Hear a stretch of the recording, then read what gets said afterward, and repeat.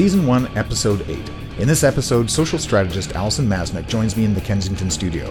We get to talking about a talented group of branding misfits called the Rivet Collective. We talk about inbound marketing strategies, superpowers, how to make an impact in social media, Adobe Creative Suite, VR, AR, and her favorite tools, people, and video games. At one point, we even get a visit from a magpie pissed off at the studio cat, Newton. I'm your host, Michael Dean Dargy, Season 1, Episode 8, Communication Maven on RebelRebel. Hey, we're back with RebelRebel podcast. I'm sitting here with Alison Masnick, and she's here with Rivet Collective, as well as her own thing. She's a rebel. She's got a cause. How you doing? Well, thank you. Awesome. So tell me, what is it that you do at Rivet? So I kind of got, we're like a band of misfits, I'd say. Oh, I love that. They kind of found me, I believe it was late 2015.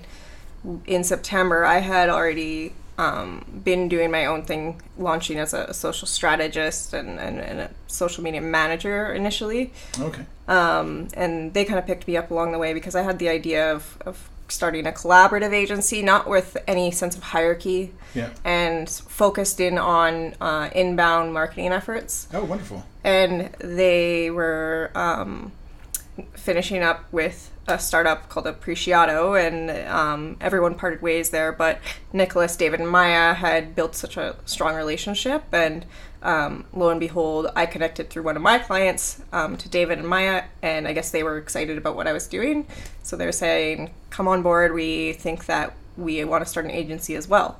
So awesome. Kind of just butted heads, and it ended up working out really well. It's like a match made in heaven. You guys just the Rebel Collective. Yeah, it could have been that. Yeah, cool. Tell me about like the social media strategy stuff, because I mean you focus on communication and getting people to interact with not just your brand, but with the brands of your clients.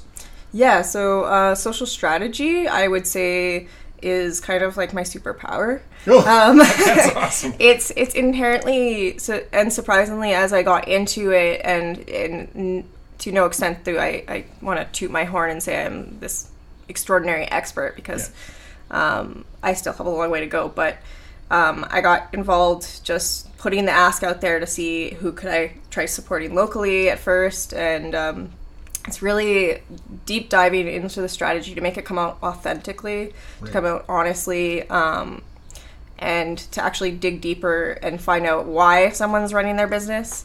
And then my passionate side projects are inside of video and photography. So that's where I've kind of coupled the two to document on their behalf. Oh, okay. So I'll spend time actually dedicating hours to a client to go and shoot with them, either photos or videos, and then repurpose that content either later on or through a campaign.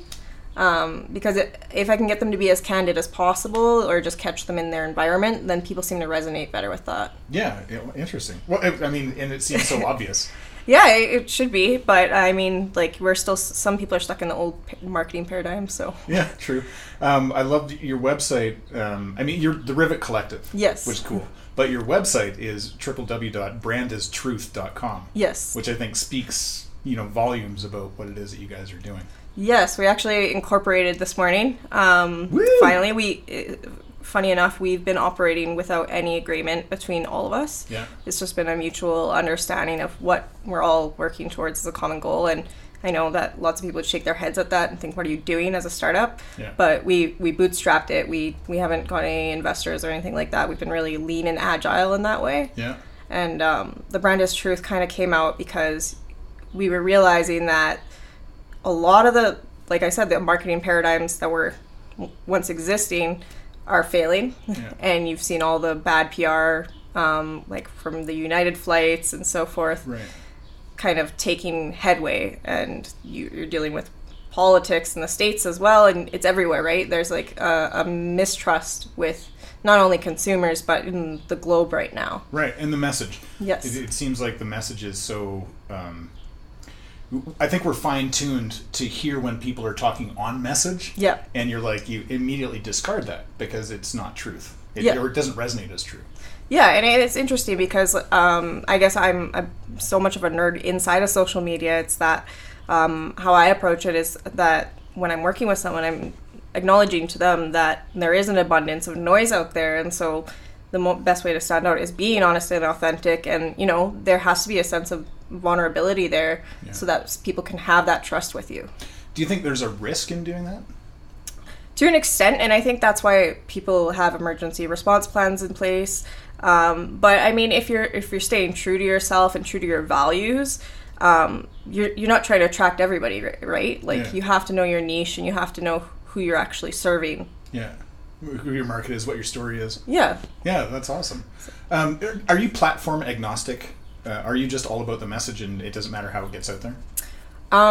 It all depends. I like to optimize for sure. Yeah. So I think consistent messaging for sure as a whole for what your mission and your vision and your values are is key. But I think certain platforms are going to serve people better. Okay. I don't think everybody's on the exact same platforms. Like your grandparents might not be on Instagram. Right. So. And is Snapchat a thing? Snapchat, I feel like it comes and goes lately, and even just watching the stock prices pivot, I think it was in 2012, they were, I believe, worth more than Twitter now. Yeah. And now they flip-flopped, and Twitter's actually making headway there because they're nurturing like positive feedback from their users because of all the fake news, and they're trying to make a better user experience. And Twitter's like one of those sacred platforms, I feel like, where everybody is happy to be there. Yeah. Okay. Interesting. I was hosting an event last month called Fight Club. Yes. And we found out I shouldn't say a lot. There was a wide number of people, like young people, that are not on Twitter. Like it's not even in their world right now. What would that age demographic be? That would be, like, I would guess 17 to 24. Oh, okay. That sort of age band. That seemed to be the sampling that we got from the audience anyways. And I found that really interesting because it's, and they tended to favor Instagram over Twitter. But yeah, Twitter, this one guy was very vocal about that it's just not a thing. Not a thing anymore. Yeah, I think it depends. Like, even before Twitter kind of blew up, I feel like a lot of people were still hiding on the secret networking sites of 4chan and Reddit and so forth. So I think a lot of that population of like the late millennials and the Gen Xers and Gen Y are all hanging out there. I definitely see the young demographics are sitting on Instagram. They want to digest content so fast. Yeah. So it's an interesting dynamic to be playing on that platform because you have to stand out. Right. So I mean, you're seeing all this content whiz by. Yeah. Right. And so what would be one of your strategies to stand out? I know you said truth is one of them. Yes. How do you boil truth down into like a flick? That is a good question. I would say it's a number of things. I can't point it to one for sure. There is a consistency and there is a quality to the content you should be putting out. Right. And you need to make sure it's resonating with the right people. Yeah. And I think that because it's a double-sided blade to that extent, because you see high volume media production agencies or like Gary Vaynerchuk and his media company. They're producing crazy amounts of content, about 20 pieces from this one video. Right. And they're quick and easy to digest, and there's not a crazy amount of production value there. Right. From someone who might have like a media or a video background. Yeah. Versus then you'll see on the other spectrum of influencers, you might see Peter McKinnon, another Canadian influencer who takes all the time and effort to set up all these amazing B-roll shots to make a cinematic masterpiece in 5 minutes. Wow. So I think it depends on who you're trying to target, and for that sake, you have to think, where is the money if you're looking at it in a business standpoint. Right. You said something really interesting that I just love to hear: consistency. Yes. And because I think a lot of people, especially small businesses, if they're dealing with their own social media or their own communication plan, is they tend to go, it's knee-jerk, it's hit and miss, it's, this month we're going to, we got a special and we got to do a thing. Yep. And they just, might plan for next month, maybe, but they don't plan the strategy for the year. So their message is not consistent. their approach is not consistent. The time that you see it and where you see it is not consistent. Do you think that timing has a lot to do with stuff too? Like, oh, for sure. And like, I see, to your point, is there's this mentality that a lot of businesses feel like they have to post and pray strategy. They're like, oh, well, I see this video got viral, and it's like, well, it's probably because it's a happy dog dancing, right? Versus, you know, maybe you're selling vacuum cleaners, and that's not the most exciting topic, right? So I think people need to be more fair to themselves when they're benchmarking against aspirational leaders and so forth. I think what helps in that consistency is you have to set up some sort of plan. It doesn't have to be a hard one. I'm even guilty of falling off the wagon on it because life happens. But yeah, sure. I think that as long as you're showing up consistently as who you say you are, that's enough. And to acknowledge your absence once in a while helps. But I think the most important thing is that when you are showing up, you're adding value. You have to give them something that they're going to take away. You can't just broadcast. There's so much noise, and there's so many. I do audits all the time in social, and like one of the common themes that come up in a competitor analyst is that your competitors are just broadcasting. They're boasting. They're like, right. They're just blaring all their stuff out to the world, right, instead of offering value. Which is really bad right now. All the algorithms are switching, and they're favoring engagement, they're favoring community, and all these people are like, why is my organic reach dropping? It's because they're not actually interacting with anyone. Right. Interesting. So what would a social media plan look like to you? Well, it would be a little bit of a deep dive into if there's capacity to actually get to know the business owner or the person behind the brand, at least, yeah, and really getting a sense of, okay, what is it that you want to achieve, and what platforms are the people on, and actually building a detailed content strategy, because the content's going to drive everything. Yeah. And that's maybe because I'm favoring inbound methodology. Sure.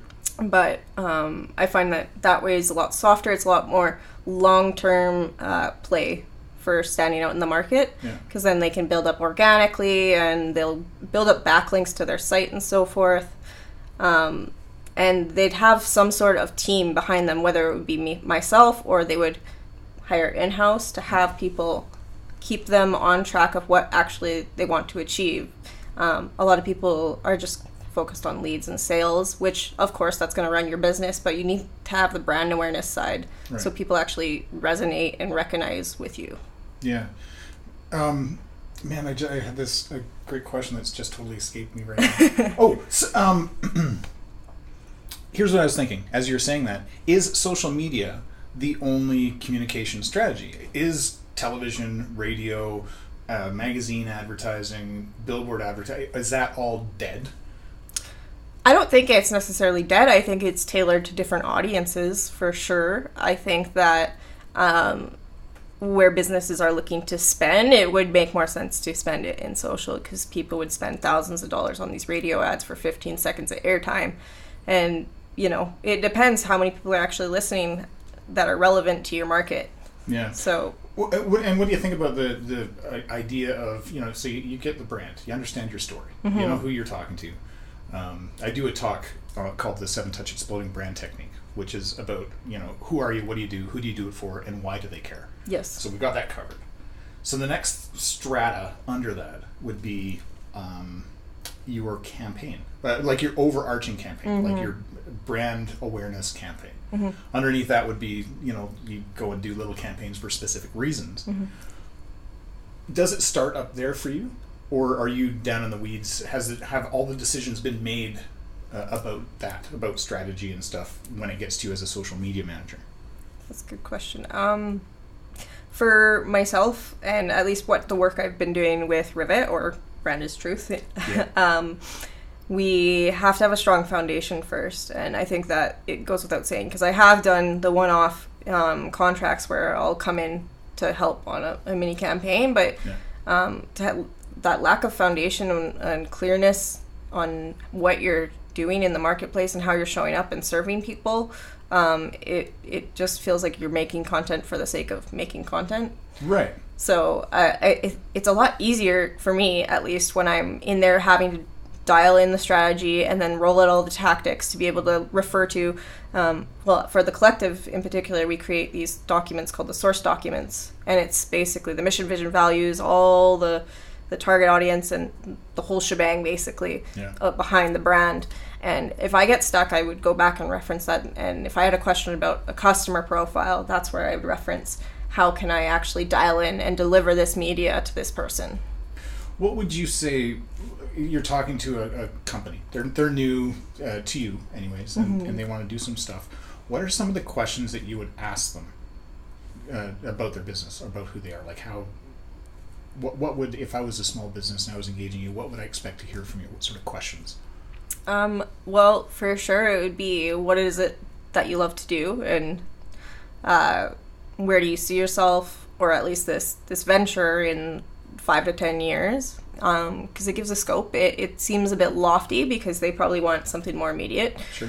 But it gives a sense of, where they're grounded, and it's a good qualifier. I used to just take on anybody, and now it's a lot more soul searching on my side to work with the right people, because when I have found building that relationship and I know it's going to be able to be nurtured and it's going to work, we create amazing stuff together.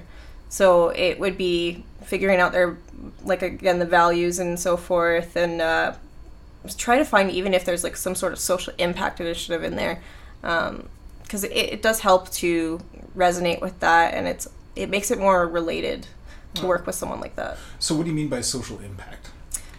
Some way that they're giving back to their community, or something in their business that's going to make a difference for someone. Okay, cool. That's a great hook to have. Yeah, it makes it a little bit easier. It helps me kick a lot of tire kickers out of the way. So awesome. Are you your perfect client? It sounds like there's a bit of a courtship there where you're trying to figure out whether you guys can work together. Yes. And what I just heard you say is that you look for people who are trying to make a difference. Yes. Not just to themselves and their business, but maybe to the world in general.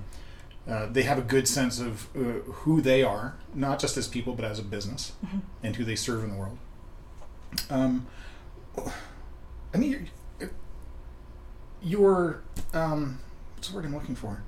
Your typical engagement, is it like a lifetime? Is that what you're looking for with a client? Typically, actually, yes. How I had set it up as a freelancer, it wasn't always that way. It was on monthly retainers, so just seeing how long I could sign a contract that would work out, depending on the relationship. But with Rivet, we found that it's usually a year engagement to set the mark, and then we'd like to grow with that company, because we're, in a way, they're our babies. We get to rebrand or create new brands, and we help them build that foundation, and we want to be part of that journey with them to get the messaging consistent, and let them focus on running the business and us supporting everything else. Awesome. And I think that's how I show up as well when I am doing just solely social content for people, is everyone has these awesome stories to tell, and they just don't have the capacity in the creative space, or they don't have the technical knowledge, and I like to be that person, because it's, like I said, the tactics are so easy for me. Right.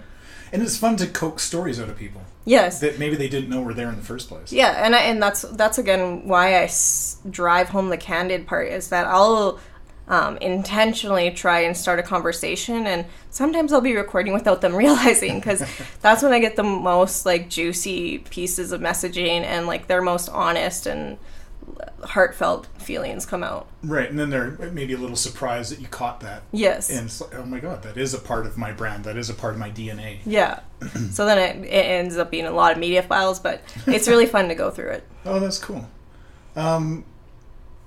You are a coffee enthusiast. Yes. Okay, so dark roast or medium roast, or is that just not even a question? It's definitely not dark roast, for sure. I need medium roast, or a few shots of espresso. I'm since I became a mom, I've just been guzzling coffee way more than I should be. But yeah, it's gonna. So it's about the caffeine for you. Oh yeah, the caffeine, 100%. I gotta stay awake. Awesome. So, all right. So to that point, you're a mom. Yes. And you're running the social media aspect and communication stuff for Rivet. Yeah. Plus your own stuff. Yep. Plus your mom. Yep. Like, holy crap. That's a lot to do. Oh, thank you. I think it is, yeah.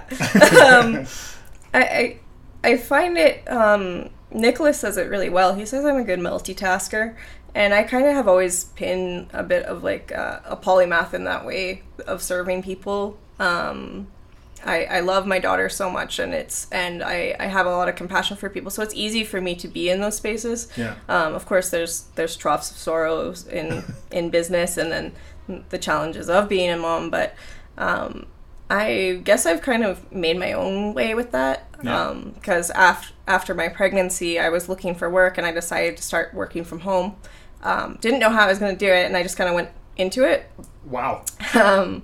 Maybe not the most financially responsible move to begin with, but it's working out really well so far, and my daughter's actually going into preschool in September. So that's awesome. It'll give me a little bit of breathing room, so. All right, so holy shit, you are a rebel. Like, just had a kid and can start my own business. Tell me how. Okay, I need to know this.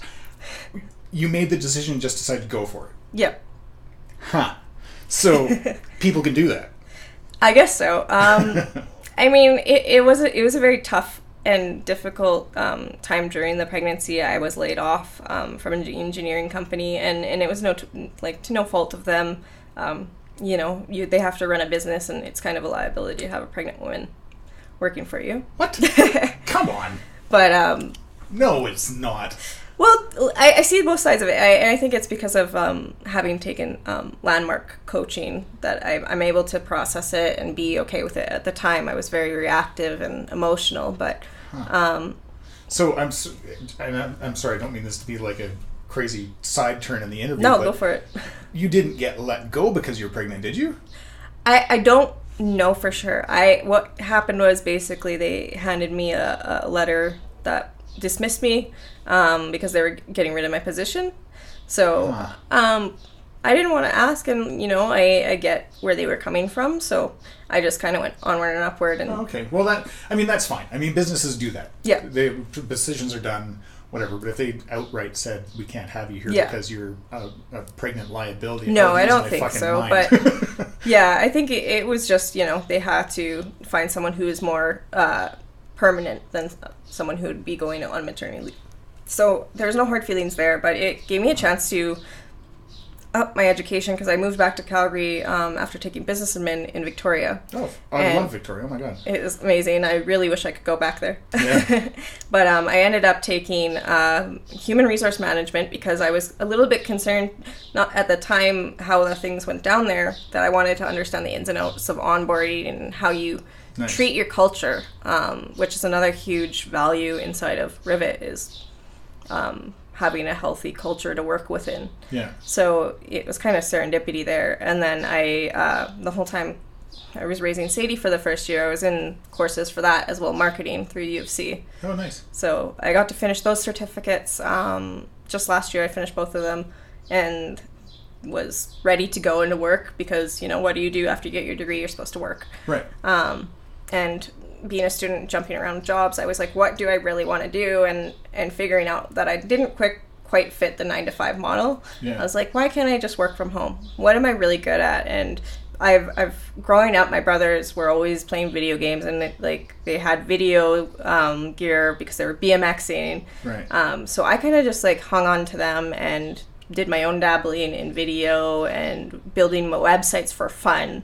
And just being catching on quickly to social media trends. Yeah. So it just made sense, and I basically would spend, when baby was napping, I would be taking online courses to sharpen my skills, and then it came to the time to actually get the job, and so I put myself out there as this business and found my first client, which was a real estate brokerage, and he's still my client today. Awesome. So been nurturing that relationship and being able to test as I go, as I keep learning new things. And that's the nice thing I like about social media is it's never slowing down. There's new things every day, and I have to keep up on the algorithms or else I get an angry client being like, why is this not working?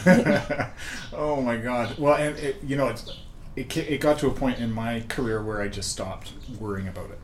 Like I hire other people that are in that world because, oh my God, it doesn't ever stop. And it's always changing, and it seems like I'm at the point where I can't even predict what's going to happen next. Right. So if you were to put a prediction out into the world with social media stuff, whether it's platform or whether it's content type, what do you see as the future of that style of communication?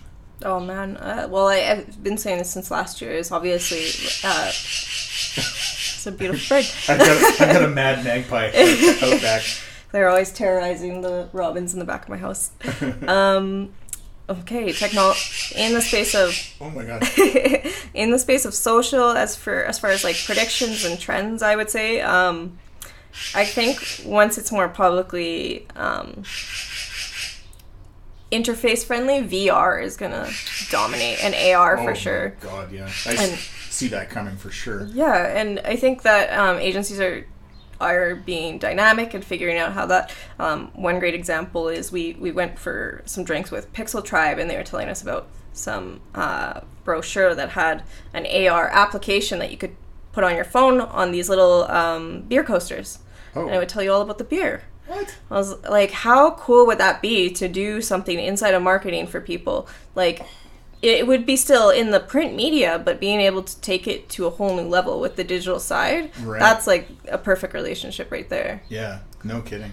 I went and saw like a lunch and learn sort of meetup thing about the future of VR, and oh my God, it's staggering. Like and AR in particular, how it's working with marketing, and I think that, to your point earlier, brand is truth, and finding truth in the message. If you can find a way to tie AR into a truthful message, so it's not like buy the stuff, yeah, you're going to get such a huge adoption. So something like that coaster, I want to check that out. We'll search it out. I think it'd be cool because it's going to bridge a lot of different industry verticals in that space, and what I experienced very quickly after running by myself is that you need a team to bounce ideas off of. I definitely feel for the solo entrepreneurs heavily, because it was hard, and I get stuck in these ideations by myself, and not that I didn't think my ideas were good, but it helps to have a sounding board of another set of creative peers to really elevate your idea to the next level. Oh, that's awesome. Man, this is so cool. Thank you for having me. Do you play video games? You said your brothers do. I don't play video games anymore, but growing up I was a huge World of Warcraft nerd. Oh, nice. Yeah, and a bit of Xbox, like Halo and all that stuff. Yeah. My spouse is super into like all the new Fallout games and Far Cry. I've got Fallout 4. Yeah. Yeah. And I still haven't solved it. It's a good time. Yeah. Have you done virtual reality gaming yet? I haven't done it myself. We went to the cab party the other weekend, though, and Maya got to put on the Oculus, and just watching her fumble around in that looked fun enough. Oh, but man. Yeah, these it is so cool. Like, it's the most surreal experience I've ever had, because it's so tactile. How do you find it, like, in terms of how does your body physically feel afterwards? Like, do you feel a bit foggy or anything like that? No, what I found, because there's so many different types of games that you can play, and most of the time you're always upright.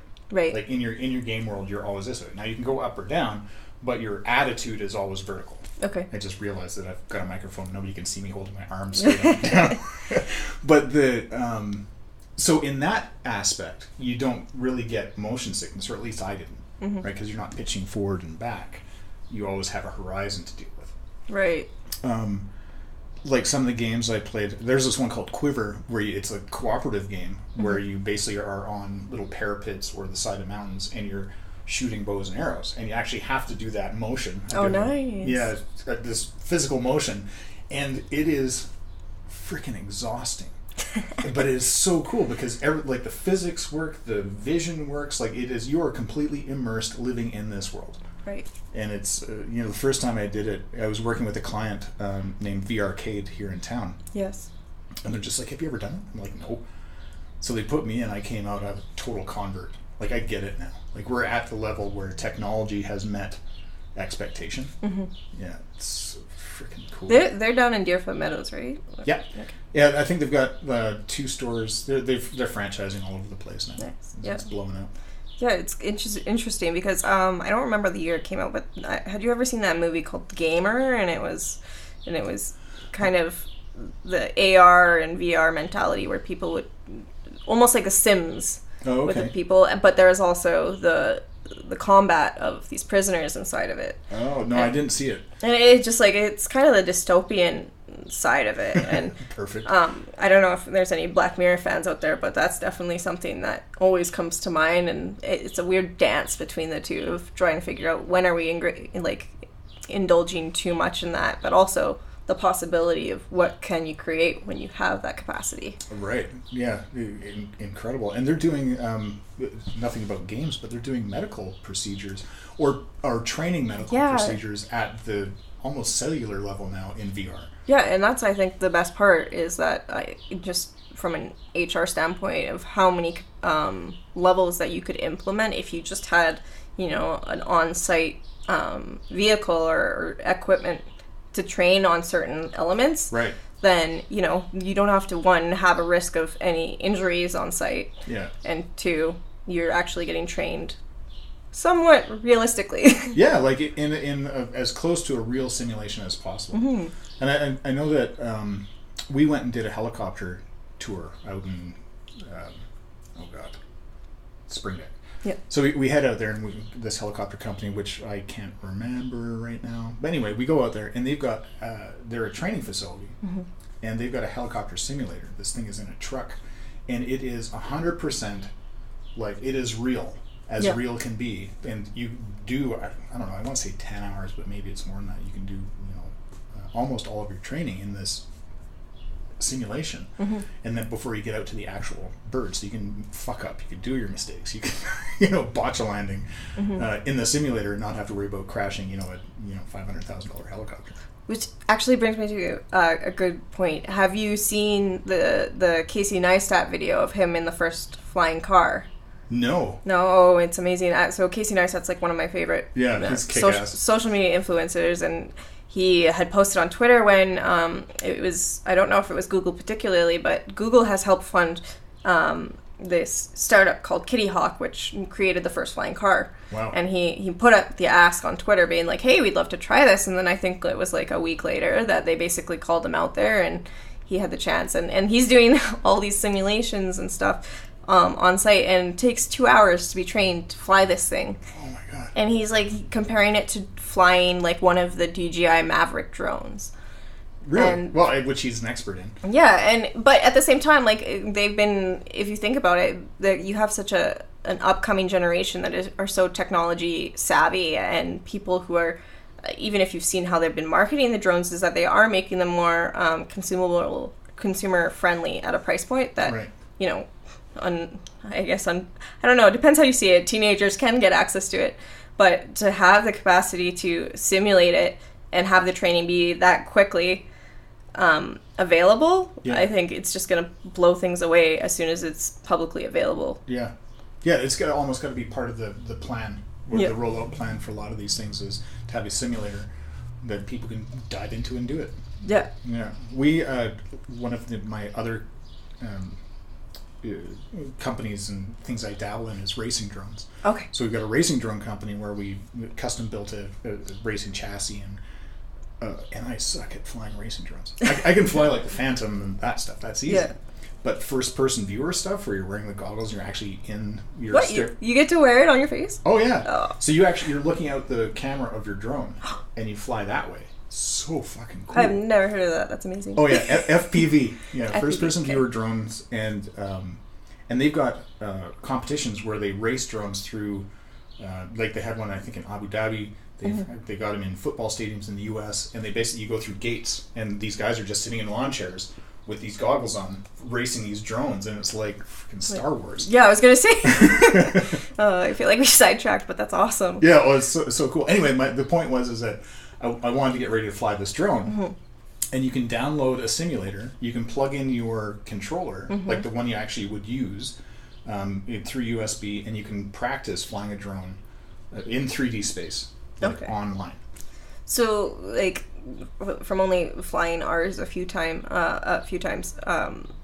are you concerned about like any of the wind affecting that when you're out there, or versus like your simulation? Oh, well, I mean, great point. Sure.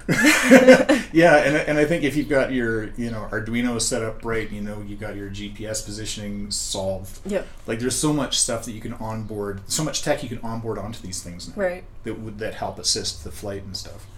I mean, it's getting close to impossible to crash these things, except you're going at 90 miles an hour or whatever. That's not so fun. Yeah, that's rad. Yeah, it's so cool. I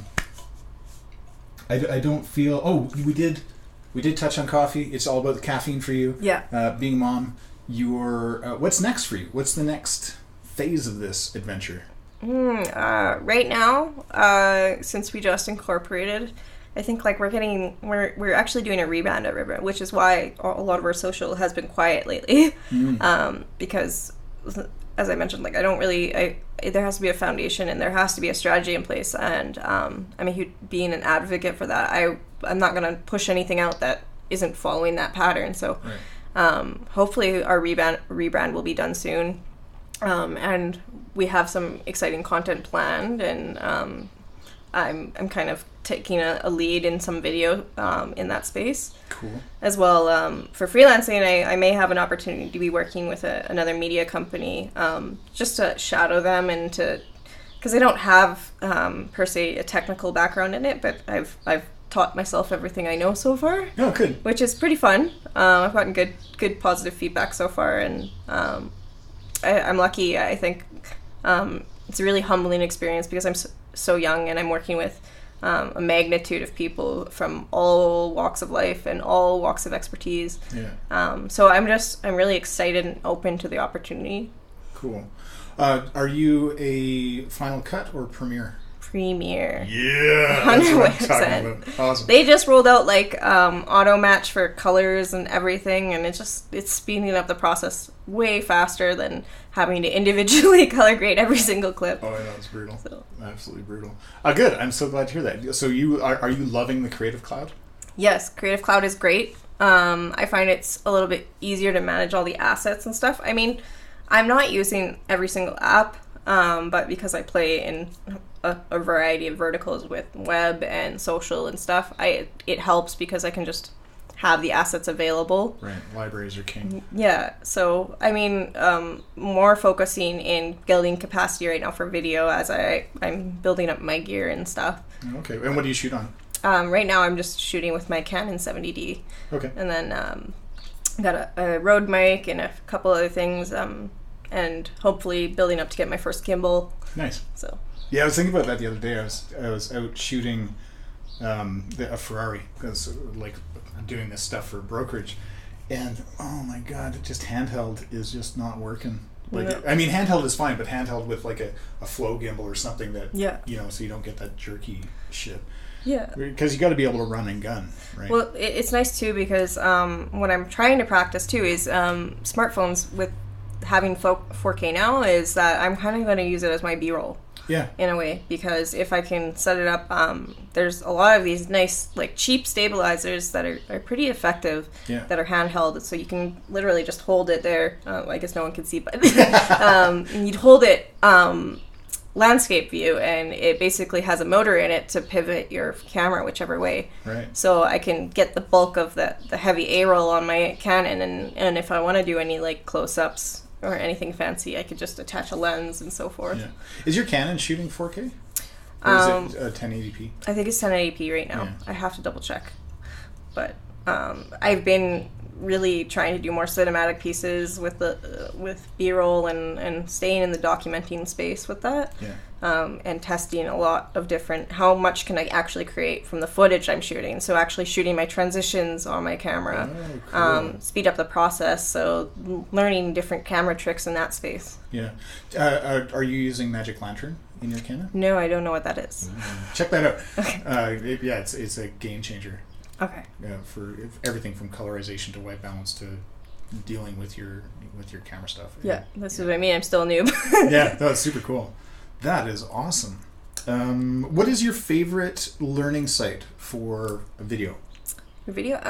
Well, so obviously YouTube has tons of great tutorials, and so I'll lean in on the influencers I follow there. Okay. So do you have any to the top of your mind? Yeah, Peter McKinnon for sure, and Becki plus Chris is a beautiful Canadian couple who moved to Buffalo, New York. And they make it really easy. Some of it's really basic, but they kind of set the benchmark for the kind of content I would like to create and how to showcase tutorials. And then FStoppers.com, of course, for anything camera or video. Yeah, sweet. Favorite app? I see you're like hauling around a big ass iPhone. Oh yeah. Let's see. What do I use the most? If I had to say.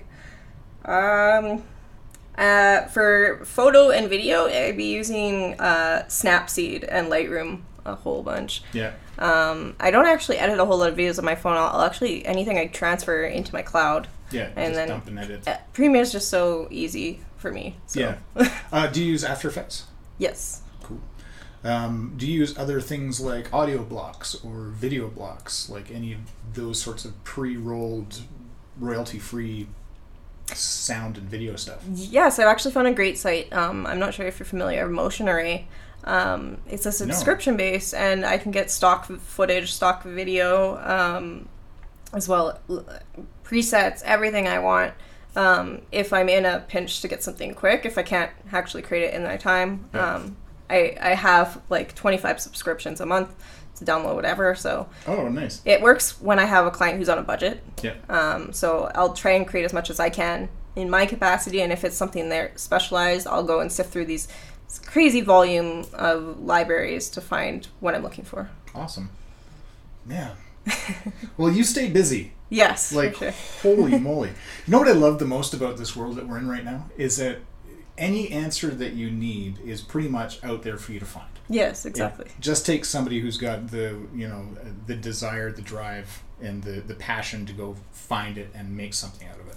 And I think that's kind of why I'm like leaning towards the YouTube space. I have a goal to start this channel that it will be a mixture of my passion. So because I'm not quite at the level I'd like to be in video, I want to leverage that what I know in social to create tutorials and test my video skills while making these tutorials. Cool. Like, I'm really bad at sales. I'm really bad at selling. I like to give people what they want and just give them the answers and help them. Yeah. So I'm thinking of making these low-touch tutorial videos and behind-the-scenes things to educate people on the common questions that keep coming up every time I'm working with someone. Right. So. Awesome. Yeah, you could be like the next video Maven. Yeah, well, they call me the communication Maven at Rivet, so that's awesome. It's kind of the same realm. That's wicked. This has been a metric shit ton of fun. Thank you. It is so great to get to know you and hear what you're doing and the road that you're on. Yeah, thank you. I would love to have you back, a couple months, see what else you guys are up to. Sure. But this has been a blast. Yeah, thank you so much for having me.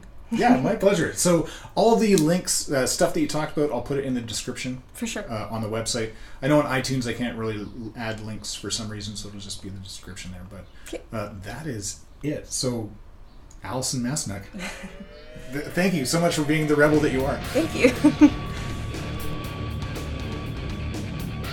Coming up next week, Lisa Genovese of Bottom Line Marketing. We talk about everything from starting a business to building a strong and vibrant corporate culture, the ups and downs of being an entrepreneur, and more. Check out next week's episode on Rebel Rebel every Monday.